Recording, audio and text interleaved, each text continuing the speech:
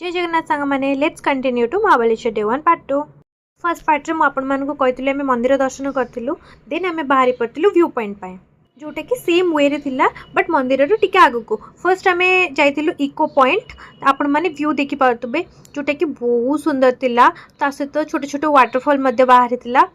एठू जदि आपण माने बड़ पार्टी किसी भी कहे सेटा स्पेशली इको होता है ता ना इको पॉइंट रखा जाइए। आपण मैंने देखी पारे elephant head point and kid point ये पॉइंट गुड़ा सब पाखापाखि थिला। बेसिकाली ये जो पहाड़र ना एलिफेंट पॉइंट ये रखा जाइए कहीं ये पहाड़र आकृति हाथी आकार हाथीर मुह आकार से आर ना एलिफेंट हेड पॉइंट रखा जाइए। आम देखी गोलमाल मूवी रे जो बाइक यूज होता सहित 3 इडियट जो प्रॉप यूज होती देन सेठू आम बाहरी पड़ी जाइलु देखा स्ट्रॉबेरी फार्मिंग फ्लावर एमती आस ग्रीन तापर रेड हम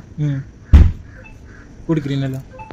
ओके ओके वाइट से अच्छे हां ये वाइट है तापर ग्रीन हम